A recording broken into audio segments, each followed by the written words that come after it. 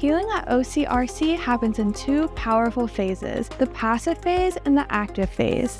Both are essential and each one plays a unique role in your recovery. The passive phase is all about reducing pain and inflammation.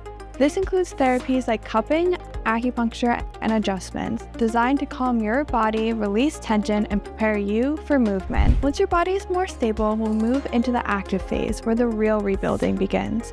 This is where physical therapy comes in. In the active phase, we help you retrain muscles, build strength, improve mobility, and prevent future injuries.